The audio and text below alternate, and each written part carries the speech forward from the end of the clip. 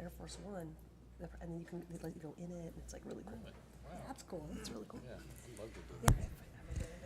All right.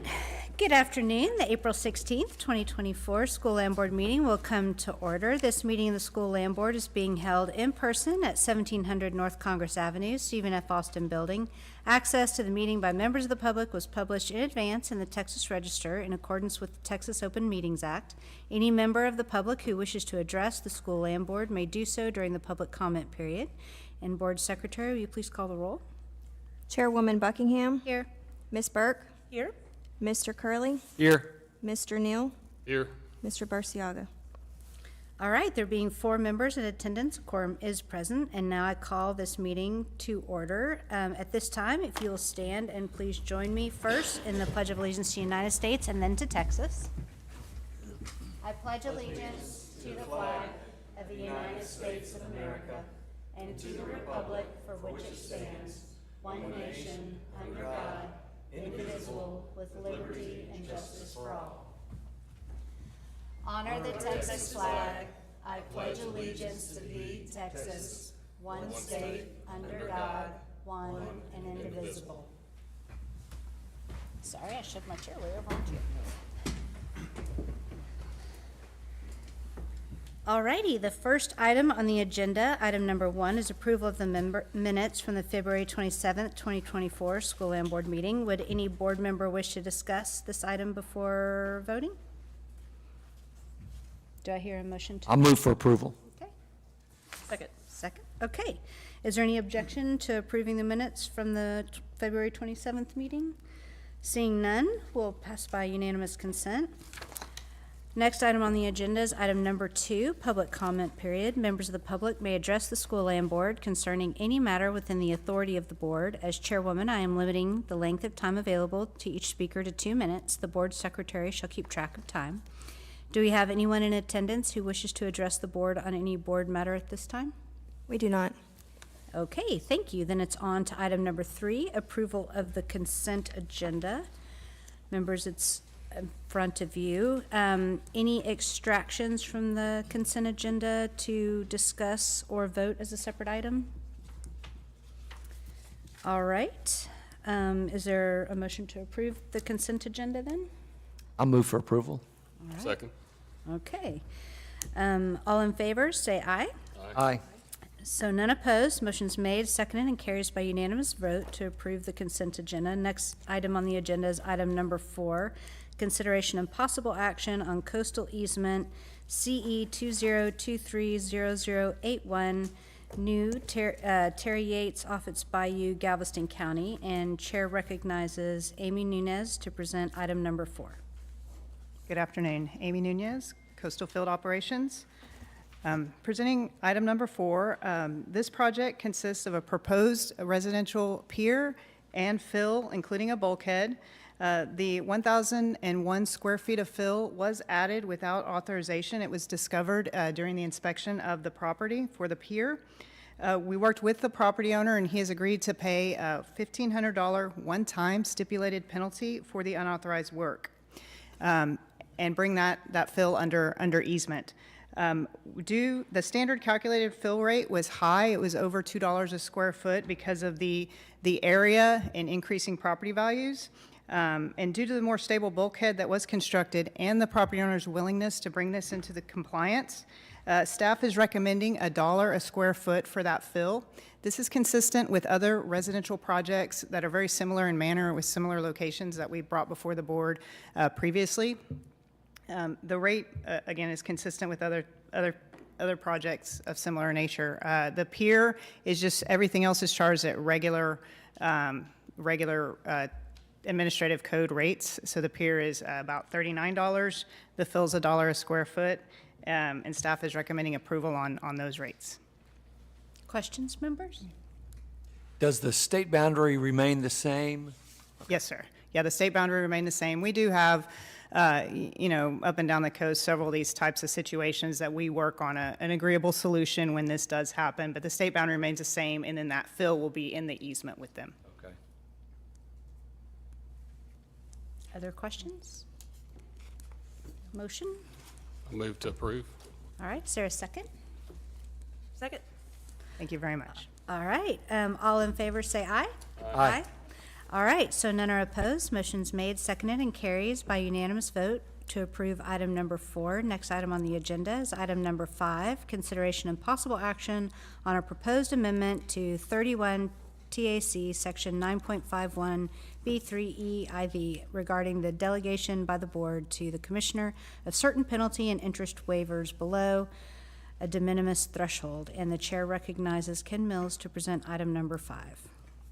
Good afternoon, Commissioner and board members. Ken Mills, I'm the Director of the Oil, Gas, and Energy Section in the Office of General Counsel. Item 5 is a proposal originating at the staff level for a proposed amendment to an existing rule. That rule's a mouthful. It's got a long section number. A little bit of background. The Texas Natural Resources Code gives the board authority to entertain requests from lessees for a reduction or waiver in penalty and interest that's charged for late paid or unpaid royalties. Until 2016, though, there were no criteria, no procedure for how a request like that would be handled. 8 years ago, the existing, it's a clause, was adopted by the school land board that both set out a procedure for lessees to make a written request to the board. It set out criteria. The board can consider anything, but it had some suggestions for what sorts of good actor proof a lessee could provide for its request for a reduction. And then finally, at the same time, a proposed de minimis threshold, or I should say a de minimis threshold was proposed that could be set by the board at any time, below which a requested waiver would be so small that rather than the board take it up at a meeting like this, authority to approve or deny the requested reduction would lie with the land commissioner and her staff. There's an internal procedure that exists today to guide what happens to those requests that are below the threshold, which was set by the board at $25,000. Similarly, there is a threshold below which the board doesn't see a certain land transactions, kind of the same reason. Administrative efficiency was the thinking. The way that the rule was written in 2016, it was written this way on purpose, was that rather, going back to the request for a reduction or waiver of penalty, rather than looking at the actual amount of the reduction, is it below $25,000? Well, then it's handled administratively rather than at the board.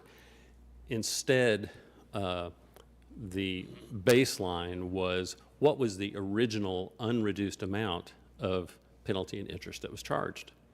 Not how much is being asked to be reduced, but how much was the original amount.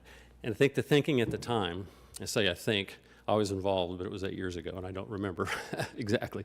But I think the thinking was, well, if it's a big deal, if it was a big audit, probably the board should be involved, even if the amount of adjustment is very little.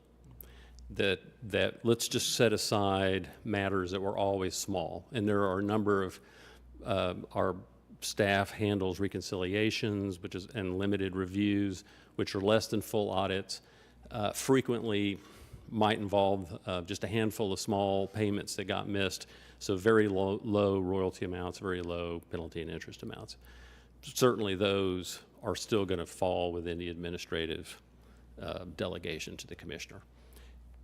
But over time, there's been quite a bit of confusion where even if you have a large matter, you may have outstanding royalty of $2 million and over a period of time an accumulated penalty and interest that's in the hundreds of thousands of dollars. Many times, if there's going to be a request for a reduction, it's going to be far in excess of the $25,000 threshold, and it's going to come to the board. Sometimes, though, they're paying all the royalty, all the interest, which staff typically is going to require on behalf of the school fund. And just talking about interest, and if the interest waiver is only $15,000, for example, that would come to the board and you may want it to, but under the rule that it would come to the board, intuitively, staff has always thought for a number of years, well, gee, that doesn't go to the board because they're only asking for a $15,000 penalty waiver. They're paying us 95% of what we asked for. But if the original amount of penalty and interest was over $25,000, it comes to the board. I'm sorry for the explanation, but that's part of why we wrestle with this every so often, trying to remember, now wait, what is it you look at to determine whether or not the board has delegated authority to the commissioner? The proposal is just to, in one way of looking at it, to clarify and simplify the rule that, yes, if the amount of money that's being left off the table, often just some penalty being waived, if it's below whatever threshold it is that you want to set, then it's handled administratively. If it's above the threshold, it comes to the board. And that is what this change of language would accomplish. So I'm happy to entertain any questions. I hope I haven't made it less clear by trying to explain it. But that is the proposal before you today. Questions, members? Is it usually on the consent agenda? No, ma'am. In fact, it's usually in executive. In fact, I think you have 2 of them on the agenda today in Yeah. executive I session. know we've had previous ones, but for larger amounts. So maybe this particular issue hasn't come up. Well, it just depends on what the unreduced amount of penalty and interest is. I see. If it's over $25,000, it's coming to the board and typically in executive session. Other questions? I kind of, the way the rule is now on my side, it seems to make sense, but I wonder, I'm concerned that it's a burden, because the dollar amount's just too low. But part of me thinks, well, if the original penalty and interest is above $25,000, well then, perhaps the board should. The original rule made sense, or if I don't. Here's just a thought: if the waiver, if we change the rule, then are we encouraging staff to come up with a waiver less than 25 so they don't have to go to the board? I hear that question. I don't really know how to answer it. I can only tell you in my personal experience that when legal gets involved, typically in an audit, just because it's a more formal procedure and the numbers are usually bigger, that if we're negotiating a settlement, for lack of a better phrase, with the audited lessee that includes a penalty amount, we're doing it with an eye towards not having anything to do with whether or not that threshold is above or below. Because frankly, it's going to be me or one of my colleagues who's going to come make that presentation to you, and we enjoy doing that. It's really, well, how much was the lessee can we in good faith make this recommendation to the board to waive any of it based on the criteria that are in the rule? Was the lessee cooperative? Have they paid the royalty? Are they fixing whatever it was that created the problem in the first place? And then, is there some amount, because the penalties, we don't just assess them subjectively. They're over time, they're sort of instantly created by math. And if there's some reason why the amount that has grown to the point when we sent the final audit notice with that penalty amount in it, it seems, I don't want to say arbitrarily high, but okay, maybe that's a little higher, and to get this settled, we'd be willing to talk to you about knocking off, and then there's just some negotiation.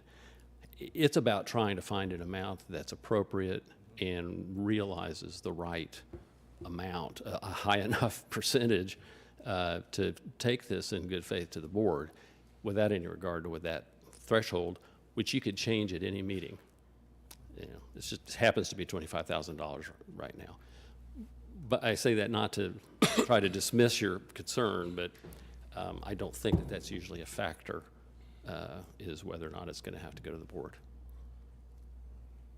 is my observation. You mentioned that it's our our goal is typically to collect 100% of the interest assessed. Yes, sir. And we have a little bit more flexibility with penalty assessment, but this rule is for both interest and penalty. It is because the statute says the board can consider requests for reduction of either or both of interest and penalty. It's just as a staff policy, since that interest earned on the royalty they didn't pay should have been in a permanent school fund, I can't say that staff never brings to you a proposal that includes some reduction in interest, but it's far less common than the penalty amount being adjusted, because that belongs to the school fund. That's right, yeah, I agree. Other questions? And I would just say that this is only a request to publish it in the register for comment. If the board approved that, it would go through a comment period, and we'd come back, and you have a second opportunity to consider whether or not this is something that you want to do. Yes, this is step one. Assuming it Yeah. meets with your approval, and if not, we can tweak it however anybody feels like it needs to be tweaked. Well, I appreciate Mr. Curley's comments. I think we're all in agreement, but I'm for simplifying the process for y'all. And I think I'm good with the request. I'll second. All right. All in favor, say aye. Aye. Okay, none opposed, so motion's made, seconded, and carries by unanimous vote to approve item number 5. Next, items numbers 6, 7, and 8 will be an executive session. The school land board will enter closed session to discuss items number 6, 7, and 8 pursuant to Texas Government Code Section 551.071 for consultation with its attorneys regarding matter involving attorney-client privileged information and legal issues, and Texas Government Code Section 551.072 to deliberate on certain matters concerning real property. Following the closed session, the board will reconvene in open session to complete the agenda. Visitors should remain in this room as the board will reconvene here following the executive session. All right.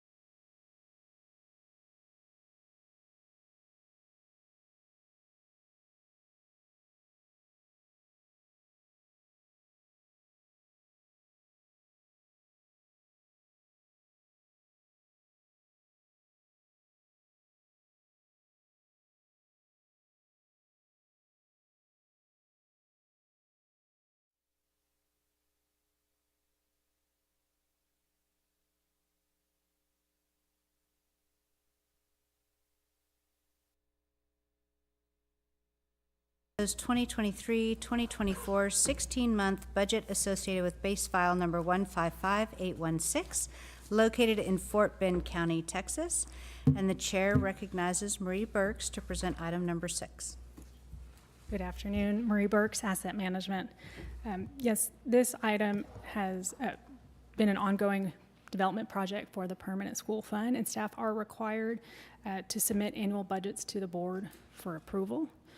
Staff does recommend approval of this budget is in the best interest of the state and the PSF per the discussion in executive session. Do you have any questions? Members? Move to approve. All right. Do you hear a second? A second. All right, the race. All in favor, say aye. Aye.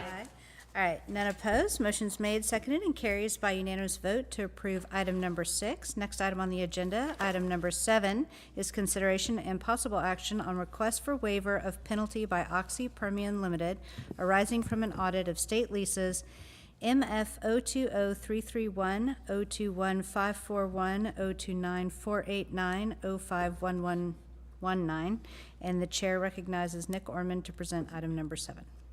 Good afternoon, Nick Ormond with the Office of General Counsel. Item number 7 is a request by Oxy to waive penalty associated with an audit of 4 state leases in Terrell and Yoakum counties. The audit resulted in a finding of a final bill of $123,276.28, of which $10,446.86 is penalty. For the reasons discussed in executive session, and particularly in light of the fact that Oxy paid the full amount of the royalty and interest, and it has agreed to correct their reporting practices going forward, staff recommends a waiver of the penalty. We feel it's in the best interest of the Permanent School Fund and results in a total collection of 91.52% of the assessed bill. And I'm happy to answer any questions. Questions, members? Do I hear a motion? Move to approve? Second. All right, all in favor say aye. Aye. All right, none opposed. Motion's made, seconded, and carries by unanimous vote to approve item number 7. Next item on the agenda is number 8, consideration and possible action on request for waiver of penalty by BTA Oil Producers LLC arising from a lease compliance review of state leases MF 116962 and 118245. Chair recognizes Nick Ormond to present item number 8. Good afternoon again, Nick Ormond with the Office of General Counsel. For the record, item number 8 is a request by BTA Oil Producers to waive penalty associated with the lease compliance review of 2 state leases in Reeves County. There were 7 different audit exceptions, as well as an overpayment by the operator of approximately $147,000. After a credit back of the overpayment, the resulting bill was $167,426.84, of which $14,030.05 is penalty. For the reasons discussed in executive session, particularly the swift resolution, the full payment of the bill as a gesture of good faith, and BTA's efforts to correct their reporting practices going forward, staff would recommend a waiver of the penalty. If approved, a waiver would result in a collection of 91.62% of the audit bill. I'm happy to answer any questions. Questions, members? Do I hear a motion? Move to approve. I'll second. All right. All in favor say aye. Aye. Okay, none are opposed. Motion's made, seconded, and carried by unanimous vote for approval of item number 8. That concludes the posted board agenda. Does any board member wish to be recognized to provide any further comments or discussion? All righty. Well, there being no further business before the School Land Board, the April 16th, 2024 meeting is adjourned. Thank you, members, staff.